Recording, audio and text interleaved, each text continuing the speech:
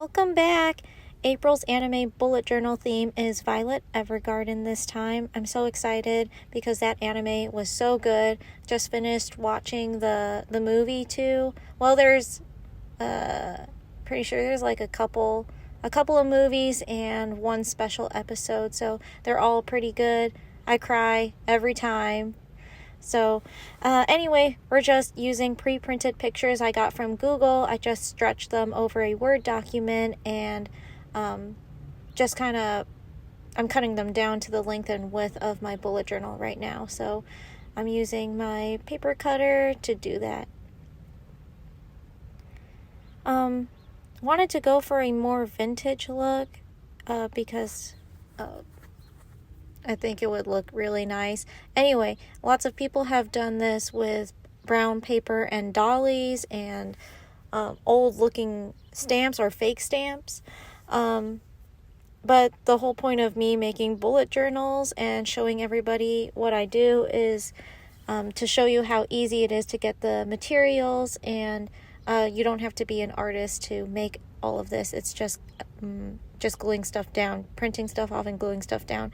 I even cheaped out on my printer. I got my printer from Sam's Club. I think it was like $80. Yeah, but it was pretty good at the beginning. You know, there was no streaking, but over time, I mean, you can see on my right picture there was streaking on that one. So yeah, it's just the printer quality on that one. And then this time I'm doing something different with my calendar. I'm stretching it over 2 pages rather than 1. I've watched so many bullet journal videos on how people set up their calendars for the month, and I really did like Dark Sunlight's setup. I think it was her December bullet journal that she did it this way, but I was like, oh, those kind of look like picture frames. Maybe I could use that in my Violet Evergarden bullet journal, and I hope it gives that effect when we're done here, because that's really what we're going for. I'm going in with my zebra midliner now. I really love it because it doesn't bleed through my pages like the Sharpie highlighters did. I purchased these zebra midliners off Amazon at the time. A good deal was $13, and it's kind of hard to get it for that price now. It fluctuates a lot. So if you have a Sam's Club membership, a good consistent price there is $15 for a whole pack of these. And then maybe next time I'll try to buy a better quality bullet journal so we don't have so much bleed through. Now I jumped ahead and I colored in the circles at the very top. I'm going to draw in the letters from the Violet Evergarden typewriter for the days of the week. I'm planning on using a white gel pen and then a gold ink pad with some clear stamps. I purchased the ink pad from Michael's on a deal. They had so many different colors in that brand, so I got I think four different colors, and then one white ink pad also. So I had to really think what I was going to do for the aesthetic of this page, and I decided that for me, I really didn't need an event box anymore. I have made my calendar boxes a lot bigger this time, so I'm just going to go ahead and fill in the box with just decoration to make the page look a little better. So I'm going to just use my stamp set to give it a little more interest.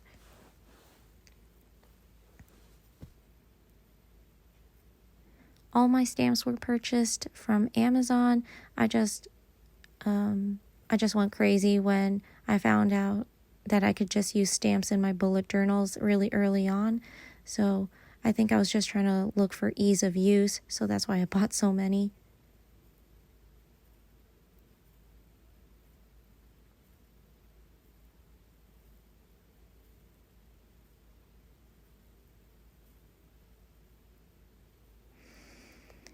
And there's so much stuff we can do here, but you don't always have to follow what I do. You can always change up the pictures. You can always change out the layout.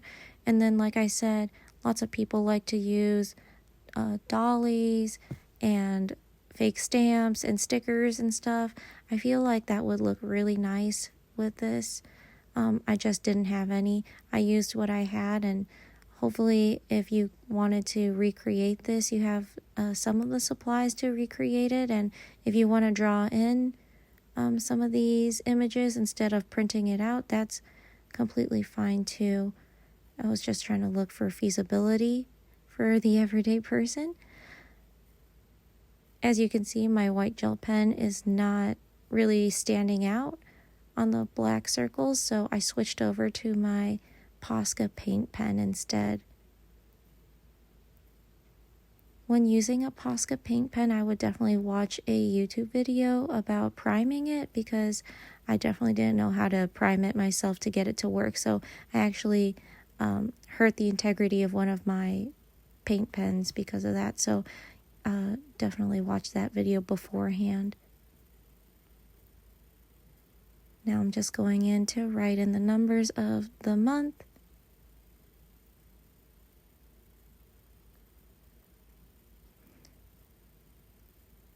Last month's color scheme was that magenta color, so I went ahead and used it for the last 2 boxes because those were the last couple of days of March.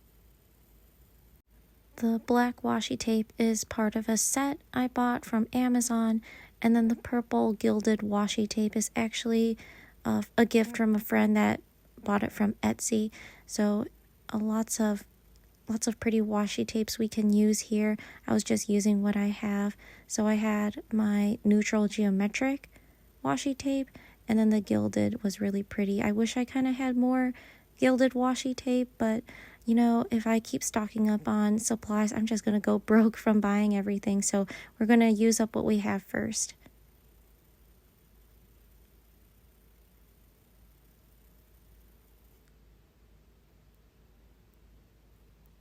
You can use any images you want for this calendar. We could even go a little more on this with more washi tape, or stamping out a border at the very bottom of the calendar. I left it be, but you can do whatever you like with this spread. I'm just giving you an idea of what you could do with your journal. In the comment section, you can always leave me some feedback. Tell me what I'm doing that could be better, like sound quality, editing quality, and give me some advice on how to go ahead and do that. We can always talk about the anime of the month and what you love about the anime, the characters that you love, the story development, the character development. I love all kinds of comments like that. So leave that below if you want to. The next page we're going to start is the goal setting page. March was a big mess for me. I ended up kind of falling off the train on my habits and my goals. It's just not a very easy time for me in March. So we're going to try and turn that around in April and get our goals done, get our habits done. So I'm trying to work out a system with my goals this time, where we're going to have the big goals on one page with a couple of things we can do to make that happen. And then on the next page, we're going to write down some weekly steps corresponding to that goal that we can do every week so we can get closer to that goal by the end of the month. I really hope this works out. I did try this in a class before and it worked out very nicely. I referred to that a lot. So we're going to try and apply this to daily goals and monthly goals and hopefully yearly goals when we get the hang of this. At this point, I realized I did not like what I just did. I tried to make it work, but the black ink on black ink was not working out the way I thought. So I'm going in and cutting down a small piece of black cardstock paper to cover up what I don't like.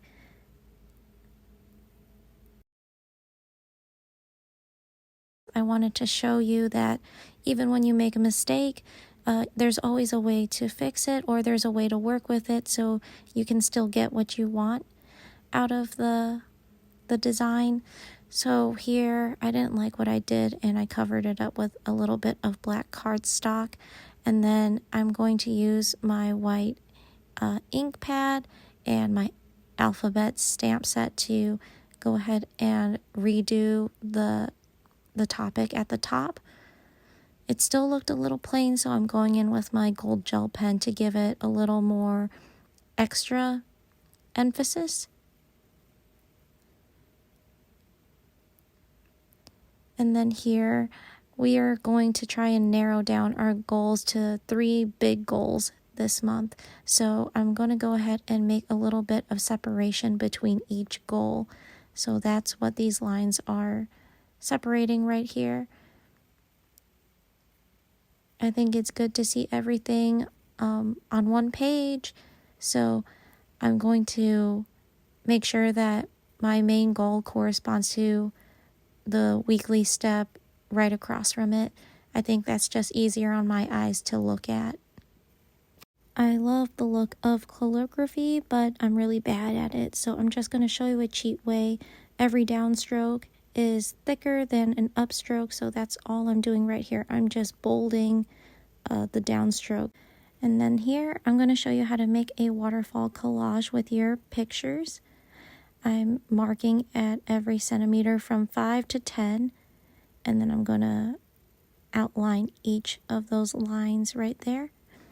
At each of those lines, we're going to make sure we fold and crease each of those divisions very well, because that's going to help with the movability of your waterfall collage, and it's going to be a lot easier to pull with those creases.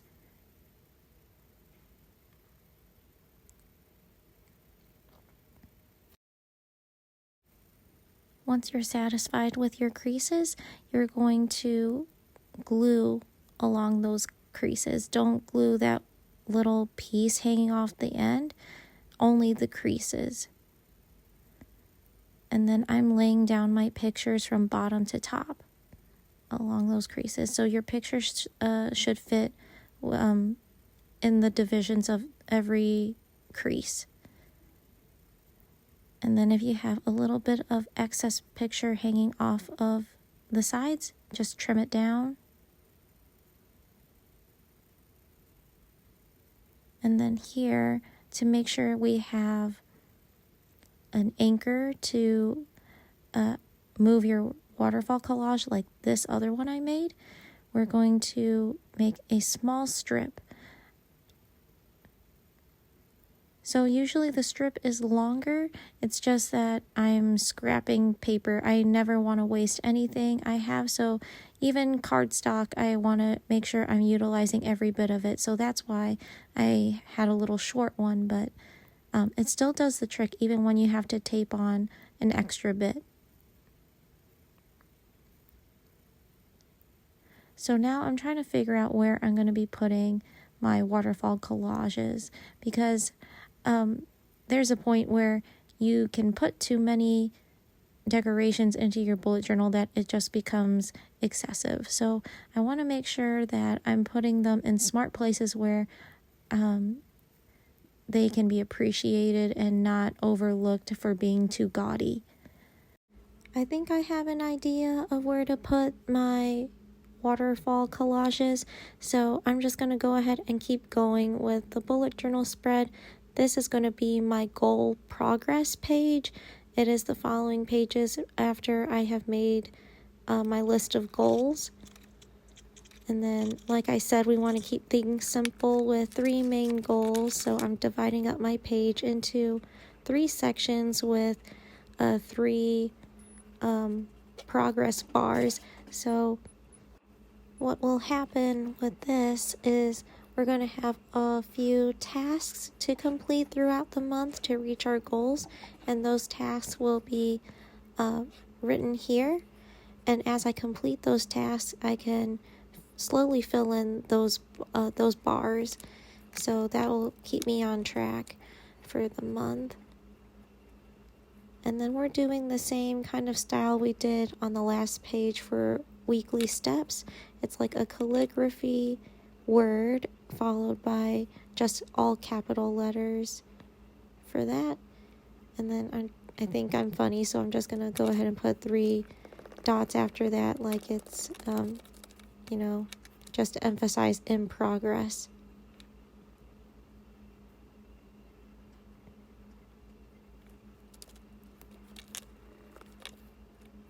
Okay. And then you can use different color schemes for that if you want. And then I think we get the idea of the print and paste, so I just went ahead and did that already with another picture I printed out.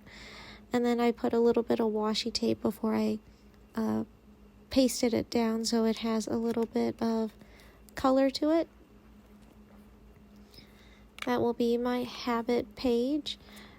It's kind of sad that I'm not getting as many habits in as I can, but I realized from my last bullet journal it takes me more than 5 habits is very hard to do in a month.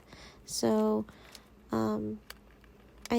I was planning on starting with 3, but later on you'll see that I add in 2 more possible habits to my tracker for this month.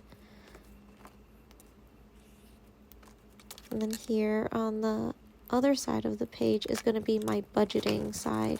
So this little envelope that I have made, I just used my X-Acto knife and a piece of cardboard to cut the top and bottom halves of 2 pages, and that's going to be my savings tracker. That's going to be for money I'm putting away into my savings account. And then this one I'm doing right now is just in general for the month. Like, what am I spending? What does my bank account look like as money is flowing in and out? So I can kind of go through this a little bit better in another video where I'm going to show you how I map out my goals and how to use this bullet journal if you are following along with this spread. So I can go through this as well in that same video if it helps. And then the savings tracker is going to be set up the same way as my bank account tracker. So you can use the same wording for that and setup. On the left is short-term goals, and then the right side is long-term goals. Now we're moving on to the weekly spread. So you must be thinking, why are you doing such extra work using an X-Acto knife and cutting out this big chunk of paper? Well, I had a vision and I want to see if it works out. A lot of this is trial and error. I try to do something different every spread I get, and I've done so many different things with the Violet Evergarden spread, like already completely different from what I usually do from my other spreads. So we're doing a lot of trial and error here. And looking back on this, I guess the easier way to do this would have just been to kind of do the arch on the actual paper, or not the paper, the picture, and then just slap some glue on the back and then glue that picture down, instead of trying to do all this craziness where I'm trying to do like this black arched border, trying to give it a window look, and then throw the picture from behind so it shows through. And then what's the point of that? Well, I'm planning on using the Waterfall Collage on the other side, so it does need, I feel, an extra stability. So I thought a little bit of layering to give the paper more firmness would support the weight of that Waterfall Collage. Anyway, you're going to see how that turns out in just a second. But I'm throwing down some washi tape before I paste on my little black arch frame, because If I just threw everything down as is right now, it's going to look pretty plain, and it's going to be hard to add details to the page if I just had everything glued down.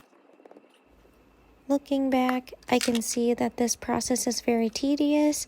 Cutting out a small thin frame for my arch to make it look like a window was actually a lot more work than it was really worth. So I think in the future, if I want to redo this type of layout, I'm going to probably take a black marker and just thinly trace out an arch around the picture I want. And I'm probably just going to cut the picture to size and then just paste it onto the page instead too.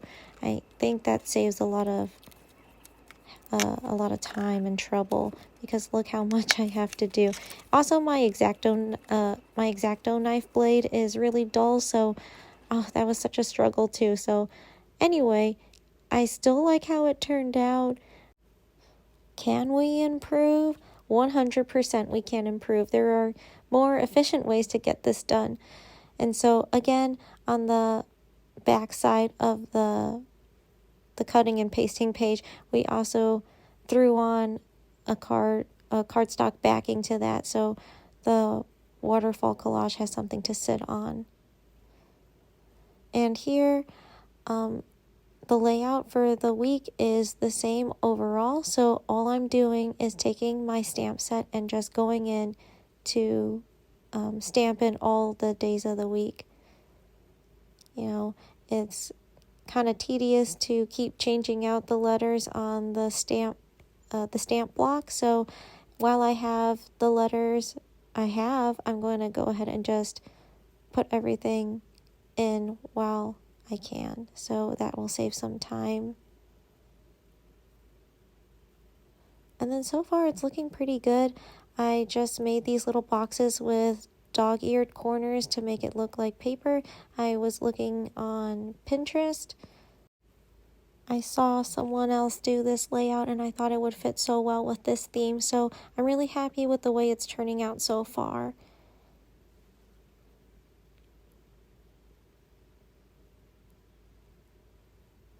If you don't have a stamp set, that's completely fine.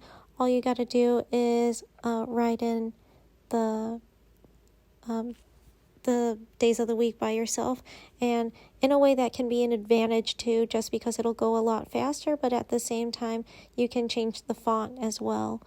So not only am I doing the days of the week, but on the other side is supposed to be my thoughts, my reflections, my to-do list, things like that. So we're going to go ahead and put that in next.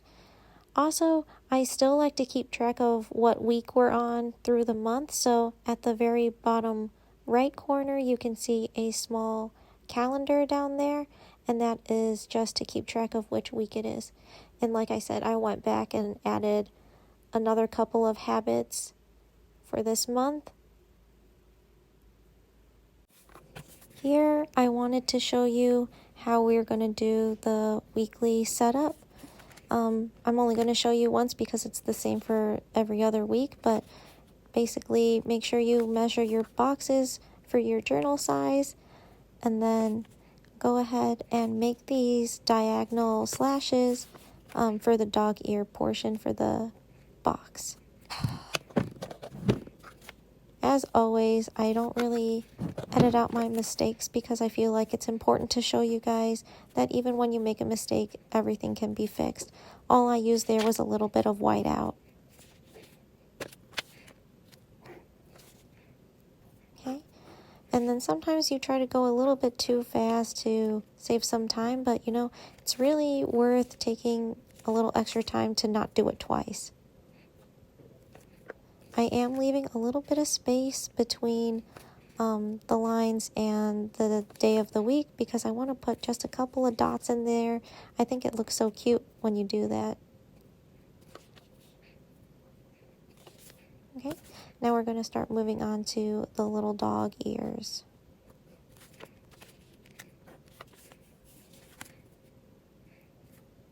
So super simple. Just do a little drop down to make a little triangle and then just close it. And so for the numbers, I'm just going to put it in the inside of the dog ears.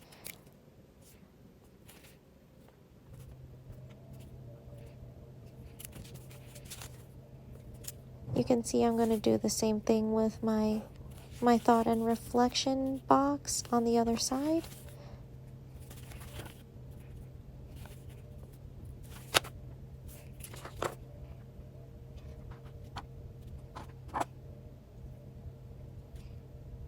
And then I just need to get my stamp set out so I can just stamp in think in there.